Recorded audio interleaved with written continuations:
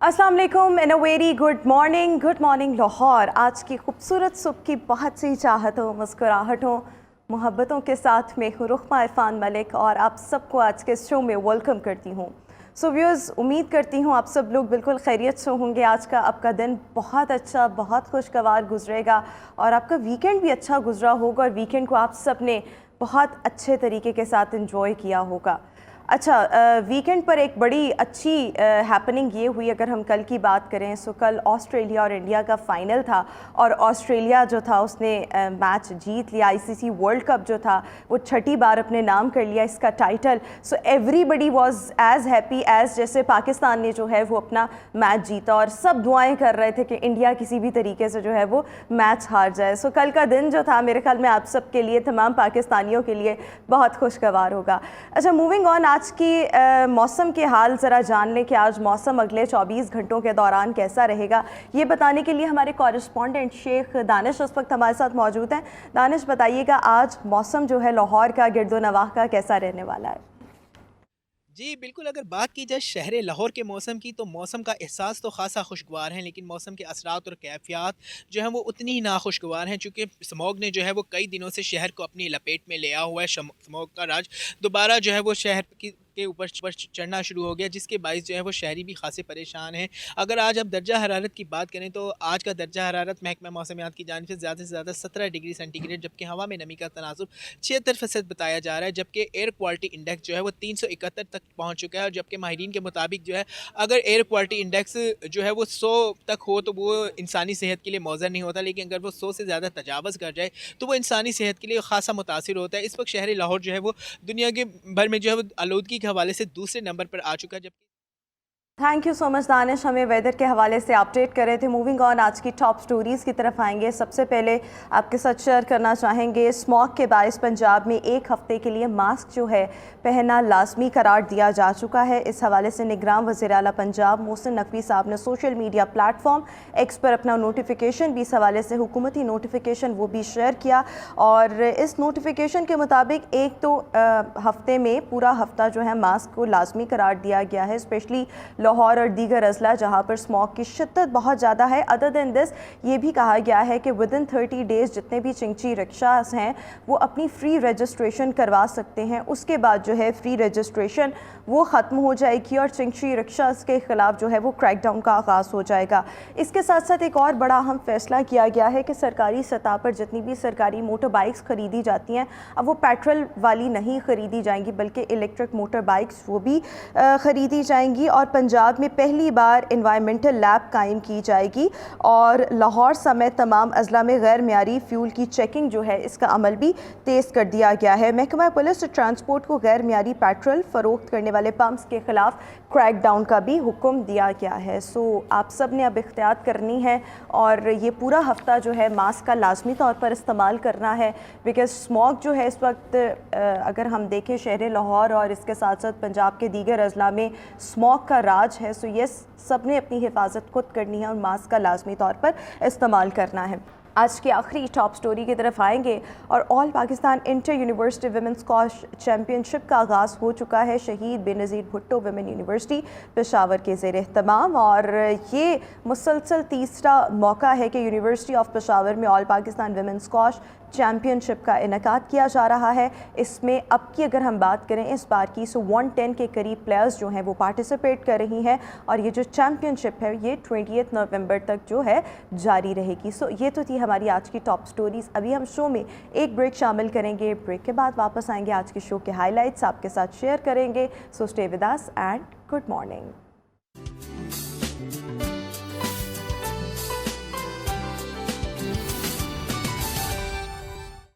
Welcome back after the break और viewers, आज के शो के हाइलाइट्स आपके साथ शेयर करना चाहूँगी।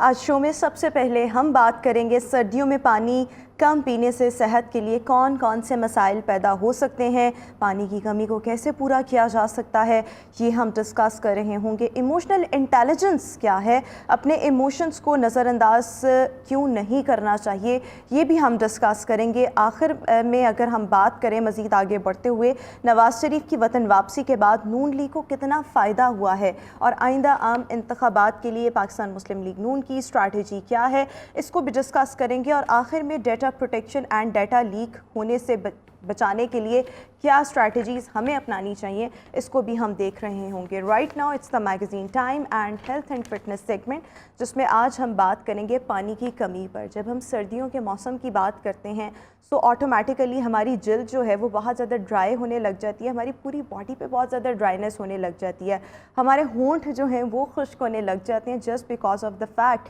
कि हम पानी जो है वो बहुत कम इस्तेमाल कर रहे होते हैं। बाहर का टेम्परेचर ज़्यादा होता है और हमें जो है प्यास कम लग रही होती है और हमें लगता है शायद हमारी बॉडी को उस तरह से पानी की ज़रूरत ही नहीं है। लेकिन जब हम पानी कम पी रहे होते हैं सो होता क्या है, इवेंचुअली हमारी बॉडी उसके असरात जो है वो शो करना शुरू कर देती है। अल्टीमेटली रिज़ल्ट्स हम देखते हैं, हमारी स्किन बहुत ज़्यादा ड्राई हो जाती है, पैची हो जाती है, बॉडी के ऊपर जो है पैचेस बनने लग जाते हैं, एट टाइम्स खारिश होने लग जाती है, इचिंग बहुत ज़्यादा होती है और होंठों के इर्द गिर्द वाला जो हिस्सा है यहाँ पर भी पैचेस बनने लग जाते हैं। सो अल्टीमेटली ये जो तमाम असरात हैं हमारी बॉडी के ऊपर जो है वो असरअंदाज हो रहे होते हैं। हमारा गला जो है उसमें भी अक्सर हम इरिटेशन देख रहे होते हैं। सो सर्दियों में जब हम डिहाइड्रेशन के फेज़ में जाते हैं सो अल्टीमेटली बॉडी पर उसके क्या नुकसानात होते हैं और किस तरह से हम अपने पानी की जो कमी है उसको विंटर सीज़न में फुलफ़िल कर सकते हैं। इस पर आज हम बात करेंगे। हमारे साथ नेफ्रोलॉजिस्ट डॉक्टर नबीहा इस वक्त शो में मौजूद हैं। Doctor Nabiha, thank you so much for joining us and good morning Lahore. So सबसे पहले सर्दियों में मेरे ख्याल में मेजॉरिटी ऑफ अस हम बहुत कम पानी का इस्तेमाल करते हैं क्योंकि हमें फ़ील ही नहीं होता, बिकॉज़ बाहर जो है वो टेम्परेचर बहुत ज़्यादा होता है कि हमारी बॉडी को पानी की ज़्यादा ज़रूरत है या उतनी ही ज़रूरत है जितनी गर्मियों में होती है, प्यास भी कम लग रही होती है। अल्टीमेटली हमारी बॉडी जो है वो साइंस एंड सिम्टम्स शो करने लग जाती है। वो अर्ली साइंस एंड सिम्टम्स क्या हो सकते हैं जिससे हम डिटेक्ट कर सकते हैं कि भाई पानी की कमी हो रही है, पानी पूरा पीना है? बिल्कुल रुकमा, बॉडी हमारी 60 to 70% जो है वो पानी से बनी हुई है, तो रिक्वायरमेंट उसकी सर्दी और गर्मी में एक जैसी रहती है। ऐसा नहीं है कि सर्दियों में जो है वो पानी की रिक्वायरमेंट बॉडी में कम हो जाती है। इनफैक्ट होता यह है कि वही जैसे आपने बताया कि बाहर का टेम्परेचर चूँकि कम होता है, हमें स्वेटिंग उस तरह से नहीं हो रही होती, तो हमें उस तरह से प्यास महसूस नहीं होती। लेकिन रिक्वायरमेंट चूँकि बॉडी की उतनी ही है, तो हमें जो है वो उसको फुलफ़िल करने के लिए अपनी जो बॉडी की रिक्वायरमेंट है पानी की, जैसे कि मुख्तलिफ़ स्टडीज़ में ये प्रूव हुआ है कि 3 litres of water per day जो है वो एक नॉर्मल बॉडी की रिक्वायरमेंट है। अब उसमें थोड़ा सा जो है मेल्स और फीमेल्स का जो है वो डिफरेंस, वो कहते हैं कि जी मेल्स को जो है वो 3 लीटर्स तक यानी कि 8 से 12 गिलास, और फीमेल्स जो है वो 2.2 लीटर्स तक भी लें तो दैट्स इनफ। अगर वो नहीं लेती तो सबसे पहले तो यही है कि आपको जो है वो स्किन ड्राइनेस सर्दियों में वो वैसे भी टेम्परेचर और मौसम कुछ इस किस्म का होता है कि आपको जो है वो बॉडी पे ड्राइनेस और वो सारी चीज़ें आना शुरू हो जाती हैं। बॉडी का हर हिस्सा बेसिकली मैनिफेस्ट कर रहा होता है। इसी तरह से किडनीज़ जो हैं वो भी ज़ाहिर है, किडनीज़ के लिए तो पानी वैसे ही बहुत ज़रूरी है क्योंकि किडनी का काम है बॉडी से सारे फाजिल मवादात को रिमूव करना in the form of urine. तो अगर पानी की क्वांटिटी हम कम लेंगे तो यूरिन जो है वो हमें कम हम पास करेंगे और उस तरह से जो है वो किडनीज़ फंक्शन नहीं करेंगी। एक लिमिट तक तो करेंगी, लेकिन अगर बहुत ज़्यादा पेशेंट डिहाइड्रेटेड है या बंदा बहुत ज़्यादा डिहाइड्रेटेड हो गया है तो ऑब्वियसली वो उस तरह से फिर वर्किंग नहीं कर पाएंगी। तो सबसे पहले तो जो हमें साइंस मिलेंगे, सिम्टम्स मिलेंगे, वो ये होगा कि आपको यूरिन जो है वो डार्क कलर आना शुरू हो जाएगा। डार्क कलर्ड यूरिन होगा, आपको थोड़ी सी बर्निंग भी फील हो सकती है ड्यूरिंग मिक्सचर, मतलब यूरिन जब आप पास कर रहे होंगे।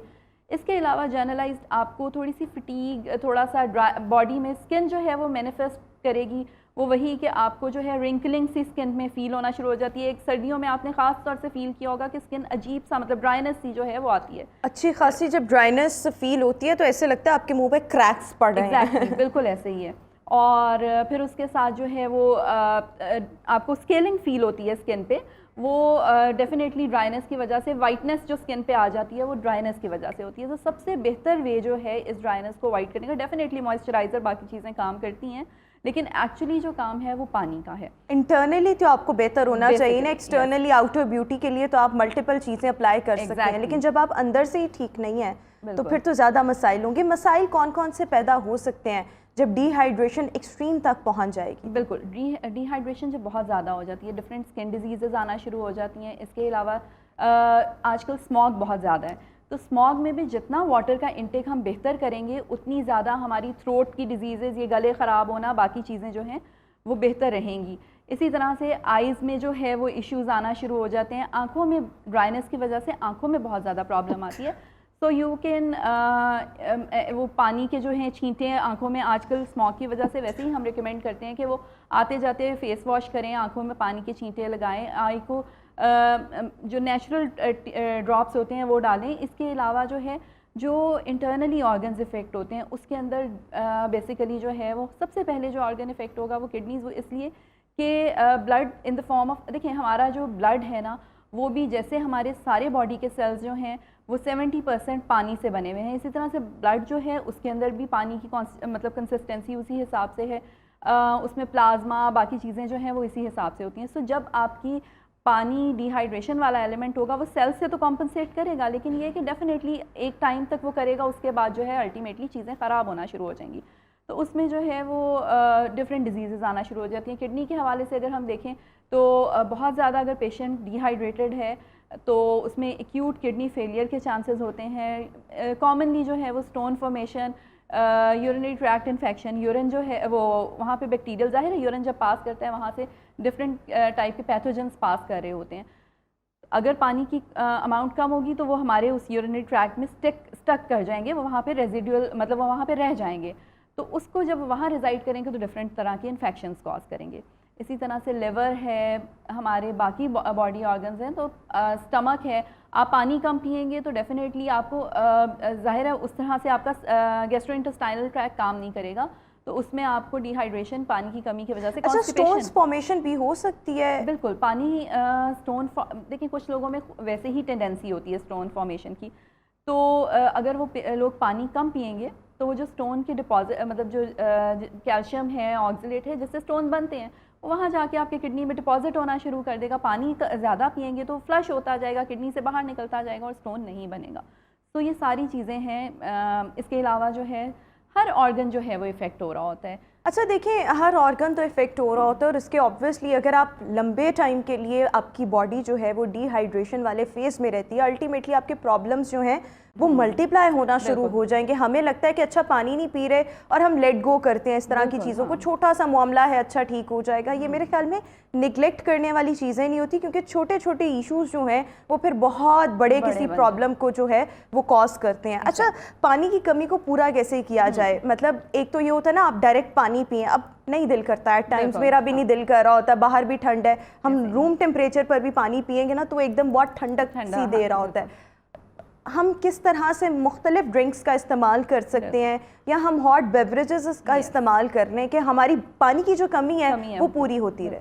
अच्छा, उसमें ये है कि जैसे हम गर्मियों में भी इवन हम स्वीटेंड ये ड्रिंक्स लेते हैं, जैसे हमने बेवरेजेस ले रहे हैं या हम घर में भी हम लेमनेड्स वगैरह ले रहे होते हैं, ये बना रहे होते हैं, उसमें अगर एक देखी जाए चीज़ तो हमारा बड़ा ये गलत कॉन्सेप्ट है कि स्वीटेंड ड्रिंक्स की मैं बात कर रही हूँ, वो हमारी पानी की कमी को एक्चुअली पूरा नहीं कर रहे होते।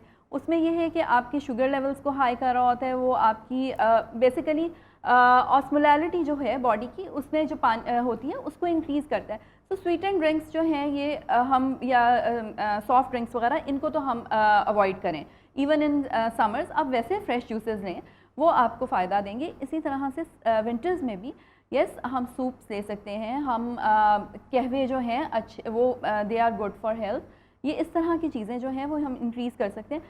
और अगर हम देखें तो हमारे बहुत सारे हमसाया ममालिक में वो यूज़ ही जो है वो हॉट ड्रिंक्स करते हैं। इवन विंटर्स हो समर्स हो, वो पानी भी पिएंगे तो एक ल्यूक वार्म सा पिएंगे, वो हेल्थ के लिए बहुत अच्छा है।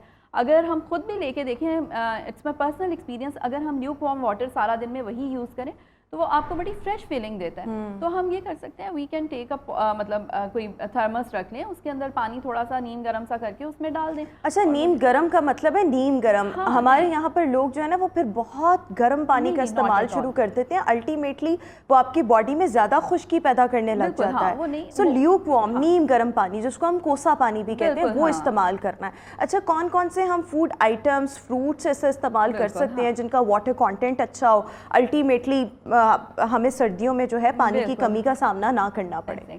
अब हमारे जो हैं विंटर्स में ऑरेंजेस आ जाएंगे, इसकी फैमिली के सारे जो हैं, ऑरेंज हैं, माल्टे हैं, मौसमी है, उनमें बहुत अच्छा वाटर और फाइबर कंटेंट दोनों बहुत अच्छे हैं। तो ये जो है वो कॉम्पनसेट, जिन लोगों को कॉन्स्टिपेशन का इशू बहुत ज़्यादा रहता है उनके लिए फाइबर कंटेंट उसमें बहुत ज़्यादा होता है। तो वो वाला पानी की वजह से, एक तो कॉन्स्टिपेशन पानी की कमी की वजह से हो रही होती है, प्लस फाइबर बहुत ज़्यादा नहीं होता डाइट में, तो हम वो ऐड कर सकते हैं। इसके अलावा वो वेजिटेबल्स जिनमें पानी का कंटेंट ज़्यादा होता है, जैसे कि खीरा है।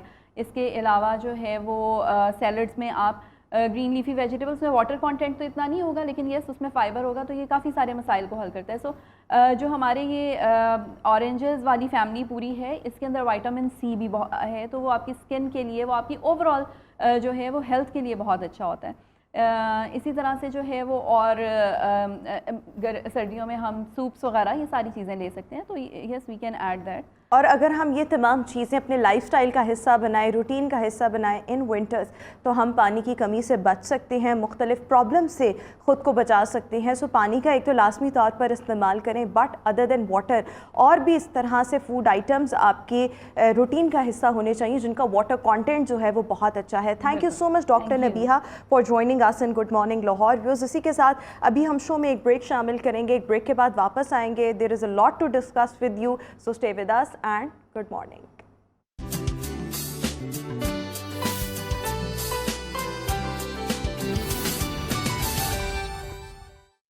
Welcome back after the break. और व्यूअर्स, आजकल के अगर हम ज़माने की बात करें तो इसमें हम सबका इमोशनली इंटेलिजेंट होना, this is actually very important. जब हम इमोशनली इंटेलिजेंट होने की बात करते हैं या हम बात करते हैं इमोशनल इंटेलिजेंस की, सो बेसिकली कभी ऐसे होता है कि बहुत खुशी वाला एनवायरनमेंट होता है और हम तब भी अपने इमोशंस खो जाते हैं, और हम कभी कभी किसी से ऐसे वादे कर लेते हैं जो हमें नहीं करने चाहिए, या ओवर एक्साइटमेंट में हम कुछ ना कुछ ऐसा कह देते हैं जो कि बाद में जब हम नॉर्मल थोड़े से होते हैं तो हमें फ़ील होता है कि नहीं, हमें ऐसा नहीं कहना चाहिए, वो तो हमने अपने इमोशंस की पीक पर ऐसा कह दिया। फिर एट द सेम टाइम जब हम बात करते हैं इसके बिल्कुल ऑपोजिट होने की, यानी कि कोई ऐसी सिचुएशंस आए जब हम बिल्कुल डीमोरलाइज हो चुके हों, बिल्कुल डीमोटिवेट हो चुके हैं, बहुत ही डाउन कर देने वाली अनफॉर्चुनेट किस्म की सिचुएशंस, और हम उसमें ख़ुद को इतना खो देते हैं, इतना अपसेट, इतना डाउन कर लेते हैं, और इमोशनली हम इतने ड्रेन्ड फील खुद को करते हैं कि हमें लगता है अब तो हम होपलेसनेस का शिकार हैं, हमारे आगे अंधेरा ही अंधेरा है और हम कुछ करते ही नहीं। ये दोनों जो एक्सट्रीम्स हैं ये किसी भी इंसान के लिए बहुत ज़्यादा नुकसानदेह हो सकती हैं। सो इमोशनल इंटेलिजेंट जो बंदा होता है, इमोशनली इंटेलिजेंट, वो दोनों सिचुएशंस में बड़ा बैलेंस्ड वे में ख़ुद को लेकर चल रहा होता है। Basically this is emotional intelligence, जो कि आजकल के ज़माने में मेरे ख्याल में होना बहुत ज़्यादा ज़रूरी है। तो आज हम इमोशनल इंटेलिजेंस पर ही बात कर रहे होंगे, और इस मौजू पर बात करने के लिए I am having along with me Mahvish Sultana, जो कि ट्रेनर हैं for soft skills. Thank you so much Mahvish for joining us in good morning Lahore. So सबसे पहले, how would you define emotional intelligence? अच्छा, सबसे पहले तो thank you very much for having me here, great honour. Secondly, let's look at the word emotional intelligence. तो हम इसको break down कर लेते हैं। इमोशनल से इमोशंस हैं, और इंटेलिजेंट का मतलब you know how to play with it, exactly, being wise. So being emotionally intelligent means that you first of all know your emotions and you know how you can manage them, and then you're able to understand the emotions of the other person or the situation. So that's being emotionally intelligent. Emotionally intelligent या emotional intelligence को लेके बहुत ज़्यादा misconceptions, and I would like to, with your permission, talk a little about it, कि उसको लेके misconceptions क्या हैं। पहली misconception तो ये है कि जो इमोशनली इंटेलिजेंट बंदा है ना, वो हर वक्त खुश रहता है, वो हर वक्त पॉजिटिव है, और उसकी बस एक ही मज़ेदार सी वाइब आ रही है, वो हर एक को yes, why not, I am there for you, इस पाथ को लेकर चल रहा है, which is absolutely wrong. We are human beings and we have a blend of all sort of emotions, तो ऐसा नहीं है कि अगर आप इमोशनली इंटेलिजेंट हैं तो इसका मतलब है कि आपने सिर्फ मुस्कुराना है और आपने सिर्फ लोगों को खुश रखना है, बैलेंस्ड वे और में आपने हमेशा अपोलोजेटिक रहना है और लोगों के आगे बिछ जाना है। ऐसी बात नहीं है। द कॉन्सेप्ट इज़ कि आपने अपने आप को समझना है। जो बुल्ले शाह कहते हैं ना, कभी अपने आप को पढ़िया ही नहीं, कभी नफ्स अपने नाल लड़िया ही नहीं। नो दाई सेल्फ, अपने आप को समझिए, अपना इमोशनल प्रोफाइल बनाइए और अपने इमोशंस को समझिए। सो मैं यहाँ पर आपसे ये पूछना चाहूँगी कि अपने आप को समझना कैसे है, अपने इमोशंस को कैसे समझें आप? वो अच्छा, है ना कभी कभी अपने आप में पढ़े ही नहीं। सो ये अब हमने खुद को एक्सप्लोर कैसे करना है? अच्छा, मैं आपके इस क्वेश्चन का आंसर करने से पहले the other misconception I was talking about, please allow me to say a few sentences on that, कि हम ये समझते हैं कि इमोशनली इंटेलिजेंट होने का मतलब है to be able to suppress our emotions. मुझे गुस्सा आ रहा लेकिन नहीं, मैंने नहीं दिखाना। मैं ओवर एक्साइटेड हो रही हूँ लेकिन मैंने नहीं दिखाना। मुझे आपसे जेलसी हो रही है पर मैंने शो नहीं कर रही। That's also wrong. इमोशन कोई भी नेगेटिव या कोई भी एक्सट्रीमली गलत नहीं है। अल्लाह ने इमोशंस दिए हैं, हर एक इमोशन की वैल्यू है, हर एक इमोशन ज़रूरी है। हाँ, आर्ट ये है कि आपने कौन सी इंटेंसिटी दिखानी है, कौन सा शेड गुस्से का भी दिखाना है, कौन सा इमोशन आपने सामने लेके आना है। We become a puppet in the hands of our emotions. We should have the reins of our emotions. के इस वक्त मेरा ये वाला हमारे अपने हाथ में होना yes. चाहिए। अब आपका वाला जो क्वेश्चन है ना कि हमने इमोशनली इंटेलिजेंट होना कैसे है, इस चीज़ से की तरफ जाने से पहले ना there is a very famous equation जो मैं आपसे शेयर करना चाहूँगी, जो आपने यकीनन सुनी होगी और हमारे ऑडियंस ने भी यकीनन सुनी होगी। And the equation goes like this. It's event plus response, response को आप स्टिमुलाई भी कह सकते हैं, is equal to outcome. So let's talk about event first of all. Event जो है ना वो आपके एक्सटर्नल फैक्टर्स हैं, वो आपके हाथ में नहीं है। Something out of your control, it can be bad traffic, किसी का कोई नेगेटिव कमेंट, वर्क प्लेस पर कुछ हो जाए, वर्क प्लेस या किसी की misunderstanding. So something that you didn't do anything wrong लेकिन वो आप पे आफत आन पड़ी। प्लस रिस्पॉन्स, जब इवेंट है the ball is not in your court, आपके साथ तो सानिया हो गया। When we talk about response, the ball is in your court. Now you have the freedom to choose. तो वहाँ पे आप रुकें। वो जो पॉज है ना, ये इवेंट प्लस आर के दरमियान जो प्लस का साइन है ना, इस पूरी इक्वेशन में is the most important thing. क्योंकि अगर आप वहाँ पे रुक जाएं, थोड़ा सा पॉज ले लें, लंबा सांस खींचें और अगले को कहें oh that's interesting, okay let's see what happens, एक दो सेंटेंसेस और बोल लीजिए। फॉर एग्जांपल ज़्यादा शो नहीं करवाना, जस्ट काम yourself. Rollo Murray is was because now he's no more with us, was a very famous influential psychologist. उनका एक quotation है, अगर मैं गलत ना बोल रही हूँ तो, freedom is the ability to choose between the stimuli and the response. अगर आप इवेंट हो गया है, रिस्पॉन्स देने से पहले थोड़ी देर, even if you give yourself a minute to think over it, to process it, because that's emotional intelligence is कि आप regulate कर लें कि अच्छा दिल तो ये कह रहा है करने का, but let's just breathe. होना क्या चाहिए इस सिचुएशन में? And then that's interesting. What led you to say that? What led you to do that? And just say a few sentences. आप जो गुस्से में भरी हैं या कोई एक इमोशन जो आपको ओवरकम करने की कोशिश कर रहा है वो भी दब जाएगा, और मेरे ऊपर जो एक इमोशन गालिब होने की कोशिश कर रहा है मैं उसको भी सप्रेस नहीं कर रही, मैं सिर्फ उसकी इंटेंसिटी और शेड चेंज कर रही हूँ। बिल्कुल ठीक है। सो इस इक्वेशन को समझना, क्योंकि जो उसका आउटकम है, अच्छा यहाँ पे आप ये देखिएगा कि जो वर्ड है ना रिस्पॉन्स का, ये रिस्पॉन्स बड़ा इंपॉर्टेंट वर्ड है, ये बना है रिस्पॉन्सिबिलिटी से, बिकॉज इवेंट आपके हाथ में नहीं था। ठीक है यार, वो ऐसे गुस्से में आया, उसने तो आते ही मेरे पे चढ़ाई कर दी, मैं क्या करती, अब मैंने तो यही रिस्पॉन्स देना था। ठीक है, रिस्पॉन्स का मतलब है रिस्पॉन्सिबिलिटी नंबर 1, कि आप उसकी जिम्मेदारी ले रहे हैं जो अब आगे आउटकम आना है, क्योंकि वो कॉम्बिनेशन हो गया। और शायद अगर हम उसमें खामोश रह लेते या इमोशनल इंटेलिजेंस का मुजाहिरा करते तो फिर हमारे ऊपर वो ब्लेम ना आता। एग्जैक्टली।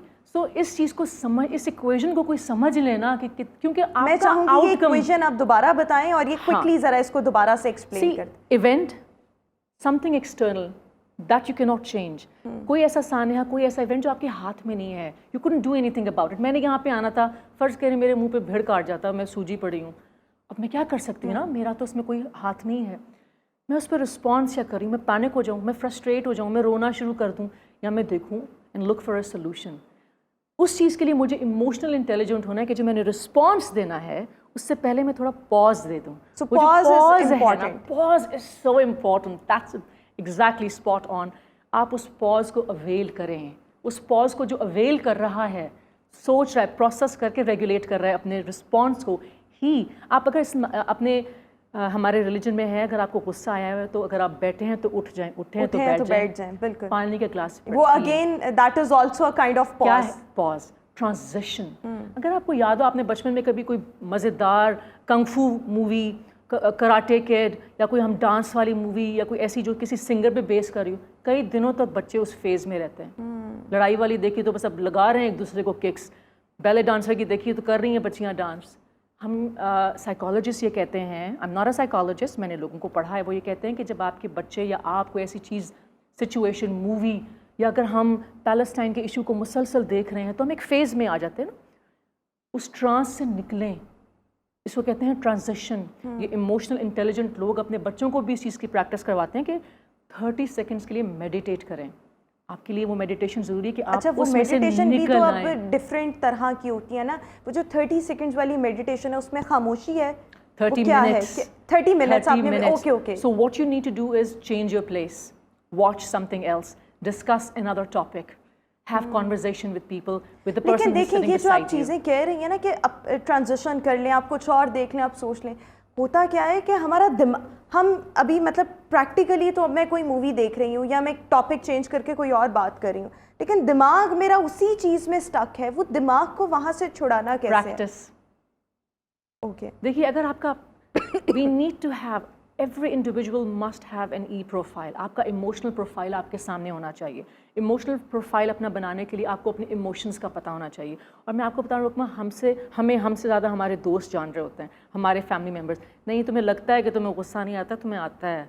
जब ऐसी बात होती है तुम्हारा एकदम एक रंग जाता है, तुम बहुत जल्दी यार एम्बैरस हो जाती हो. वो लोग हमें कह रहे होते हैं जबकि वो उनमें खुद अपने में प्रॉब्लम्स होते हैं. Always seek peer, trustworthy peers का जो फीडबैक है ना, अपने फैमिली मेम्बर्स का फीडबैक लें. अपना ई प्रोफाइल खुद को जाने. No thy self.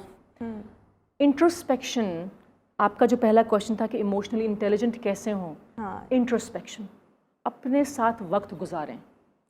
ठीक है. And how we can spend time with ourselves. थोड़ी देर मोबाइल को पीछे रख के. ओके. आप देखिए कि जब हम पहले ज़माने में लोग ट्रैवल करते थे गाड़ी पे, बस पे, या पैदल चल रहे हैं या बस स्टॉप पे वेट कर रहे हैं, सो दे हैड टाइम सोने से पहले, और उस सफ़र के दौरान they would think about their yesterday, they would think about their today, they would think about their future. यार अम्मी ने सुबह ऐसे कहा था, पता नहीं क्या था उनके जहन में, यार मैं सुबह अम्मी को ऐसे कह के आया हूँ, पता नहीं पीछे क्या सोच रही होंगी.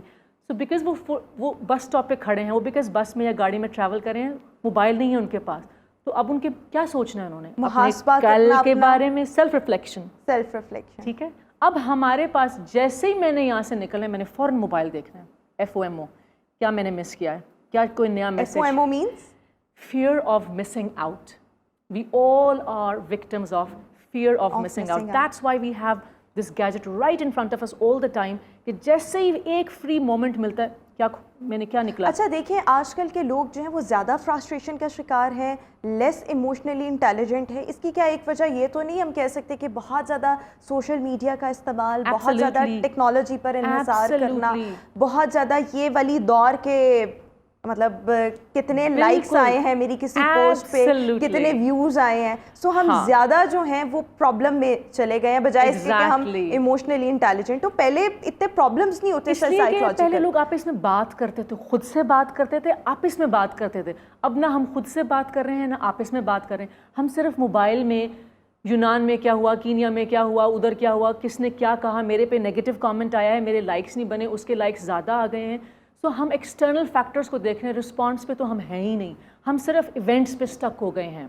ना हम प्लस के साइन को देख रहे हैं, ना हम इवेंट को देख रहे हैं. हम देखते हैं इवेंट क्या हुआ और हम देख रहे हैं आउटकम क्या निकला. अच्छा, I am just left with 5 minutes only. So मैं ये चाहूँगी कि आपने जिस तरह से कहा ना कि इमोशनली इंटेलिजेंट बना कैसे जा सकता है, ये क्विकली आप दोबारा से बताएं कि हम सब ने क्या क्या करना है, अपनी रूटीन्स को किस तरह से मैनेज करना है, ताकि हम एक स्टेप टूवर्ड्स आवर जर्नी जो है टूवर्ड्स अ डेस्टिनेशन, और हमारी डेस्टिनी इस वक्त ये है कि हमने इमोशनली इंटेलिजेंट बनना है, सो उस तरफ ले रहे हो. अच्छा देखिए, सबसे पहले तो जैसे मैंने आपसे कहा कि टेक्नोलॉजी डबल एज सॉर्ड होती है, जहाँ पे इसके बहुत फ़ायदे हैं, इसके नुकसान भी हैं. सो मैं आपको अपना रूटीन बता सकती हूँ और जो मैं चाहूँगी कि अगर सब लोग फॉलो कर सकें तो एटलीस्ट ट्राई कर सकें. We can, but the question is if you are willing to. And that is कि जब आप सुबह उठें, अगर आप 6 बजे उठते हैं तो 5 बजे उठ जाएं, ठीक है. एंड 1 घंटा डेडिकेट करें अपने साथ. और इसमें हमारी आपने- एक्टिविटीज़, हॉबीज़ क्या होनी चाहिए? आपने मोबाइल का अलार्म भी नहीं लगाना. आप कोशिश करें कि आप अलार्म वाली घड़ी ले लें, उससे अलार्म से उठें और फिर वो 1 घंटा अपने साथ गुजारें, वो स्पेंड करें. आपको अगर जो मैच जिसने हारना था, जीतना था, वो हो गया. अब आपके उसी वक्त उसको न्यूज़ को देख लेने से आप दुनिया में कोई बदलाव नहीं लेके आ सकते. तो वो जो है ना, मोबाइल की स्क्रीन पे क्या नया हुआ और क्या पुराने वाले का रिस्पॉन्स आया, उसको भूल जाएं. क्या करना है? 1 उसे 1 घंटा घंटे में अपने क्या साथ करना? गुजारें. देखिए कि जो कल इवेंट्स हुए थे उस पे जो आपने रिस्पॉन्स दिए, क्या वो बनते थे, और जो आपने रिस्पॉन्स दिए उनसे आपका लॉजिकल रिजल्ट क्या निकला, क्या गोल अचीव किया आपने उन इवेंट्स पे रिस्पॉन्स देने से. 1 घंटा है, हमने सिर्फ सोचना है. अपने पे बातचीत कर. And you can have a paper and pain in front of you, have a cup of T, enjoy your company. आपने सिर्फ आप लिखें. मुझे लगता है कि लिखना जो है ना एक बहुत अच्छी हैबिट है. आप लिखें कि कल या 1 वीक में ये इवेंट्स हुए. दोस्त ये हम ने लिखने की बात करें ना, बहुत से लोगों ने अपने मोबाइल फोन्स के नोटपैड ही निकाल लिए. एब्सोल्युटली नहीं. आप अपने मोबाइल को छुपा दें अलमारी में. 1 घंटा, आप 1 घंटा नहीं तो कम से कम 30 मिनट्स अपने साथ गुजारें. देखिए कि क्या इवेंट्स हुए थे, आपने जो रिस्पॉन्स दिए, क्या आपने पॉज लिया था, क्या जो आउटकम आपको अब मिल रहा है, क्या वो आप सफ़र कर रहे हैं, और जो आउटकम आया क्या वो किसी के लिए कोई नेगेटिव इवेंट तो नहीं बना जिसमें उसका कोई हाथ नहीं था, लेकिन आपका एक नेगेटिव रिस्पॉन्स किसी का इवेंट बन गया जिसमें उसका कोई लेना देना नहीं था. तो ये तमाम चीज़ें सोचने वाली हैं. इसके अलावा very quickly I would like to say कि 2 मूवीज़ हैं अगर आप देखिए. Inside Out, please watch this movie. एक बच्ची की है जिसमें इमोशंस उसको खिला रहे हैं. Pursuit of happiness will Smith की है जिसमें वो अपने इमोशंस को खिला रहा है. Isn't it amazing? है ना? So please watch these 2 movies. अपने बच्चों के साथ बैठ के देखें, उनको दिखाएं और समझें कि कितना फ़र्क है जब आप इमोशंस को रेगुलेट कर रहे हैं. और जो इमोशनली इंटेलिजेंट लोग होते हैं ना, वो अपना आप मनवा के छोड़ते हैं. मेरे ख्याल में वो जिस तरह से सिचुएशंस को वो लोग मैनेज कर रहे होते हैं ना, जो इमोशनली इंटेलिजेंट लोग नहीं होते ना, वो बेचारे अपने एंगर के हाथों, अपने मतलब ओवर एक्साइटमेंट के हाथों, हर चीज़ किसी एक जज्बे के हाथों वो बहुत ज़्यादा प्रॉब्लम्स का शिकार होते हैं. सो आजकल के वक्त में इमोशनली इंटेलिजेंट होना, this is actually very important. Thank you so much Mahvish for joining us and good morning Lahore. Viewers, इसी के साथ शो में आगे बढ़ेंगे और जुबैदा अनवर खान का रुख करेंगे जो कि गौथम के स्टूडियो किचन में इस वक्त मौजूद हैं. लेट्स हैव अ लुक के शेफ सालिका आज हमारे लिए क्या बना रही हैं. मैं हूँ आपकी मेज़बान जुबैदा अनवर खान अपनी शेफ़ सालिका खान के साथ गौथम के स्टूडियो किचन से आपकी खिदमत में एक नई रेसिपी के साथ हाजिर.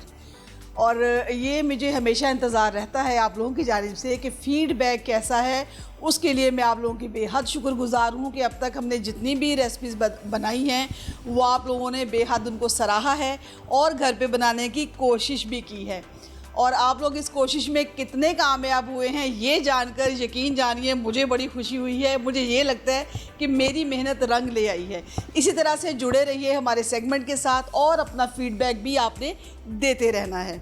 और अब मैं जिक्र करूंगी हमारे स्पॉन्सर्स का, क्योंकि ये बेहद ज़रूरी है बताना कि जिनके तावन की वजह से ये नशरियात, ये रेसिपी आप तक पहुँच रही है. उनमें सबसे पहले शामिल है Shamma cooking oil. Associated industries limited Nowshera से उन्होंने हमारे साथ तावन किया है. शम्मा कुकिंग ऑयल जो है हम अपनी रेसिपीज़ के अंदर इस्तेमाल कर रहे हैं. हमारे कैमरामैन आपको दिखा रहे होंगे यकीनन. और ये वो ऑयल है जिसके बारे में कहा जाता है कि शम्मा में पका हुआ खाना खाकर दिल बोले दिल की बोलियाँ. दिल की बोलियाँ बोलने के लिए ज़रूरी है कि आप शम्मा में बना हुआ खाना खाएँ और ख़ुद भी पकाएँ. इनके साथ दीगर जो है वो हमारे साथ शामिल हैं guard rice and pasta. Guard rice और पास्ता के हवाले से मैं हमेशा यही कहती हूँ कि ये पास्तिंग है प्यार के, प्यार से बनाए जाते हैं, प्यार से खाए जाते हैं. और जो हमारी आज की रेसिपी है उसका ताल्लुक़ भी जो है वो आज गार्ड पास्ता और गार्ड राइस के हवाले से है. और ये मैं आपको दिखाती चलूँ स्क्रीन के ऊपर कि ये जो राइस हैं यहाँ पे आप देख रहे हैं, इनको हम शामिल करेंगे हमारी आज की रेसिपी के अंदर, जो कि एक ऐसी रेसिपी है जो आप सुनेंगे तो कहेंगे वाओ ये तो हमें लाजमी ही खानी है और बनानी भी है. ये है बम्बे बिरयानी. और उसके साथ साथ हमारे दीगर इश्तराक में शामिल है चिल्टन प्योर इंटरनेशनल। ये वो ब्रांड है जो बहुत जल्दी अपनी जगह बना चुका है। 700 से ज़्यादा इनकी प्रोडक्ट मार्केट में आ चुकी हैं। हर्बल ऑर्गेनिक की तहकीक के ऊपर काम करके इन्होंने अपनी जो जगह बनाई है फील्ड के अंदर। ना सिर्फ पाकिस्तान में बल्कि बैरून ममालिक में भी ये प्रोडक्ट जाती हैं और लोगों में पसंद की जाती हैं। अब बढ़ेंगे हमारी आज की रेसिपी की जान। मौजूद हैं हमारी छोटी सी क्यूट सी प्यारी सी शेफ़ सालिका खान। इनसे जानते हैं आज की रेसिपी कैसे होगी स्टार्ट। जी शेफ़ सालिका, कैसी हैं आप? मैं ठीक हूँ अल्हम्दुलिल्लाह, आप कैसी हैं? अल्हम्दुलिल्लाह। क्या कहेंगी आज की रेसिपी के हवाले से, क्या बनाने जा रहे हैं? आज हम लोग बहुत ही रवायती किस्म की बिरयानी बनाने जा रहे हैं जिसका नाम बॉम्बे बिरयानी है, और वही आज हम बनाएंगे और आपको दिखाएंगे कैसे बनती है। इंग्रेडिएंट के हवाले से ज़रा बताइएगा कि हम इसमें गार्ड राइस ले रहे हैं, हाँ जी। उसके अलावा क्या क्या अज्जा इसमें शामिल हैं जो हमारी आज की अच्छा, जो पहले हम लोगों ने जो ग्रेवी बनाई है, हमने उसके अंदर शमा का कुकिंग ऑयल यूज़ किया है। उसके अंदर हम लोगों ने लहसुन अदरक का जो पेस्ट है वो डाला था। उसके बाद हमने उसके अंदर चिकन ऐड किया था और योगर्ट ऐड की थी, और उसके अलावा हम लोगों ने टोमेटोज़ को ब्लांच करके उनकी प्यूरी बना के फिर वो ऐड किए थे ताकि ग्रेवी जो है वो बन सके अच्छी सी। उसके अलावा हम लोगों ने धनिया पाउडर, ज़ीरा पाउडर और इसके अलावा सॉल्ट वगैरह और रेड चिली पाउडर वगैरह यूज़ किया था। अगर आप चाहें तो जो मार्केट में बॉम्बे मसाले के पैकेट मिलते हैं तो वो भी यूज़ कर सकते हैं, लेकिन हमें थोड़ा सा रवायती बनाना था तो हम लोगों ने उसको बिल्कुल सिंपल रखा है अपने खुफिया। हाँ जी बिल्कुल, मैं वही कहने लगी थी कि इनकी खुफिया रेसिपी है। वो देखेंगे आज कैसा यहाँ पे काम दिखाती है। देखने में तो माशाल्लाह बहुत प्यारी लग रही हैं। अगर आप जो अज्जा यहाँ मौजूद हैं, कैमरामैन नुमान आपको दिखा रहे होंगे कि ये तैयार इस शक्ल में इस वजह से भी हैं कि हमारे पास स्टूडियो में चूँकि टाइम की शॉर्टेज होती है, तो ये जो हमारी शेफ़ हैं इन्होंने कुछ चीज़ें हैं जो पहले से तैयार कर ली हैं, लेकिन आपसे अज्जा उन्होंने शेयर कर लिए। अच्छा शेफ़ सालिका, बताइए कि मीट कितना हो, इसमें कितना चिकन लेना चाहिए और राइस कितने होने चाहिए? देखिए, चिकन जो हमने लेना है वो तो राइस की प्रोपोर्शन के हिसाब से लेना है। अगर आप 1 kg राइस ले रहे हैं तो फिर आप 1 kg चिकन ले लें। 1 kg सही है। और उसके साथ साथ दीगर अज्जा भी ज़रा बताइएगा जो आपने यहाँ पे रखे हैं। हमने यहाँ पर आलू उबाल के रखे हुए हैं जिसके अंदर हम लोगों ने रंग डाल दिया था, वो बड़े अच्छे लगते हैं, कलरफुल फूड कलर इस्तेमाल हाँ किया। अच्छा, ये मुझे बड़ी प्यारी चीज़ लग रही है। ये नुमान ज़रा नज़दीक से दिखाइएगा। ये देखिए जनाब पिंक आलू कितने खूबसूरत लग रहे हैं। और वो बच्चियां जिनको पिंक कलर पसंद है वो तो ज़रूर जो है वो डिमांड करेंगी कि हमें पिंक कलर वाली बॉम्बे बिरयानी बनाकर खिलाई जाए। और अगर आपको पसंद आए तो आप घर पे ज़रूर ट्राई करें। हमारी शेफ़ आज की रेसिपी में ये पिंक आलू जो है वो इस्तेमाल करने जा रही हैं, जो कि इन्होंने जो है वो इसको थोड़ा सा पका कर बॉयल करके यहाँ पे रखा हुआ है। और दीगर अज्जा ज़रा बताइएगा।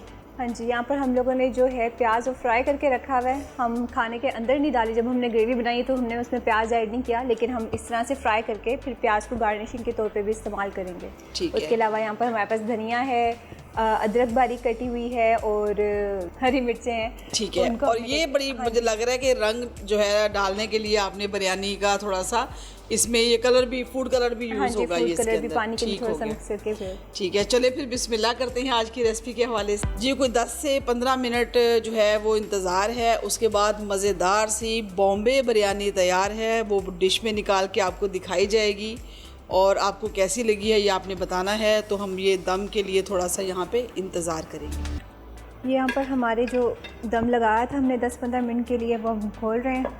इंतज़ार की घड़ियाँ यानी कि ख़त्म हुई। हाँ जी। जी, आपने ना सिर्फ खाना और एंजॉय करना है बल्कि फ़ीडबैक ही देना है हमेशा की तरह कि आपको हमारी रेसिपी कैसी लगी। और ये भी आप डिमांड कर सकते हैं हमारी शेफ़ सालिका खान से कि वो आपकी जो फेवरेट रेसिपीज़ हैं वो यहाँ पे तैयार करें। क्यों शेफ़ सालिका? जी बिल्कुल, अगर आपको कोई भी रेसिपी आपने ट्राई करनी हो या मुझे चाहते हो कि मैं उसकी रेसिपी बताऊं तो ज़रूर हमें कमेंट सेक्शन में बताइएगा कि आपको कौन सी रेसिपी या वेरिएशन ट्राई करनी है। Thank you. और इसके साथ ही हमारे स्टूडियो से आपको अल्लाह हाफ़िज़ कहने का वक्त हुआ चाहता है। इजाज़त दीजिए अपनी मेज़बान ज़ुबैदा अनवर ख़ान को शेफ़ सालिका खान के साथ। अल्लाह निगहबान। अल्लाह हाफ़िज़।